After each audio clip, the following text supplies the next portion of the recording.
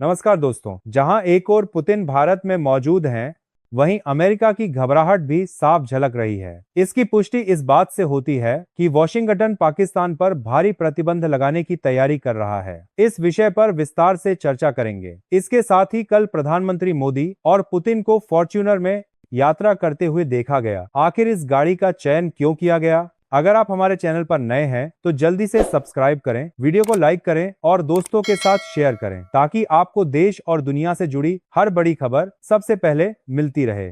यूरोपीय कारों से दूरी बनानी थी तो फिर टाटा या महिंद्रा जैसी भारतीय कंपनियों की गाड़ियां क्यों नहीं चुनी गईं?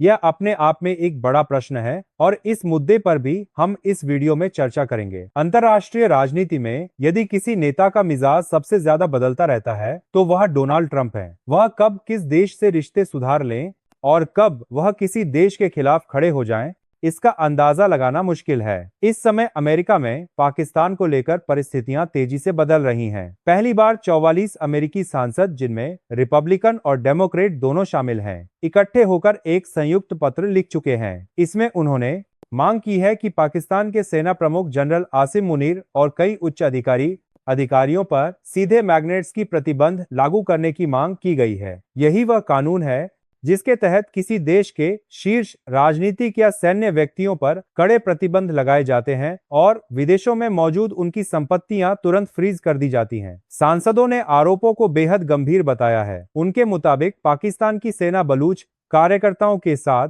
पत्रकारों, अल्पसंख्यकों को निशाना बनाकर गायब किया जा रहा है, नकली एनकाउंटर किए जा रहे हैं और महिलाओं के साथ भी हिंसा की घटनाएं सामने आ रही हैं। इसे एक संगठित मानवाधिकार उल्लंघन माना गया है। यानी यह अलग अलग मामले नहीं बल्कि पाकिस्तान की सैन्य व्यवस्था में जड़ तक फैली समस्या है। मुख्य विवाद 27वें संविधान संशोधन पर है, जिसे कई अमेरिकी सांसद खुलकर सैन्य तानाशाही की दिशा में उठाया गया कदम बता रहे हैं। इस कानून के तहत नागरिकों को भी सेना की अदालतों में पेश किया जा सकता है, जिससे पूरा न्याय प्रणाली लगभग फौज के नियंत्रण में पहुंच जाती है। इसी वजह से अमेरिकी सांसदों का कहना है कि पाकिस्तान लोकतंत्र से पीछे की ओर जाता दिखाई दे रहा है और जनता की आवाज को दबाने की कोशिश कर रहा है। बलूचिस्तान की रिपोर्टों ने इस दबाव को और बढ़ा दिया है। कार्यकर्ताओं का कहना है कि बलूच क्षेत्रों में सेना ऑपरेशन के नाम पर अपहरण, हत्या और हिरासत में यातना आम हो चुकी है। अमेरिका में इन्हीं मुद्दों को,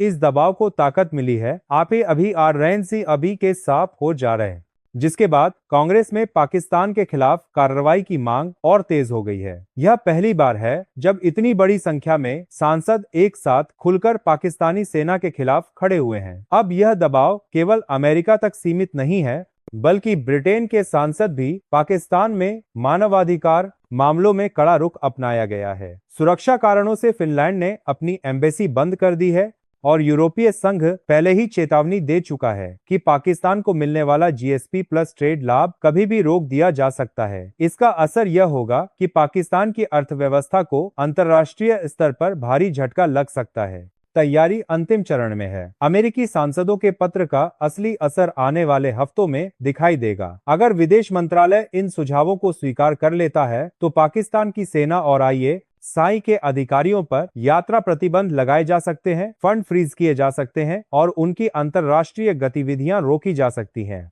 इससे सीधे कूटनीतिक तनाव उत्पन्न हो सकता है। ऐसे कदम पाकिस्तान की अंतर्राष्ट्रीय छवि, आर्थिक स्थिति और सैन्य सहयोग तीनों को प्रभावित कर सकते हैं। हैरानी की बात यह है कि अमेरिका से इस तरह के कदम उठाने की मांग उस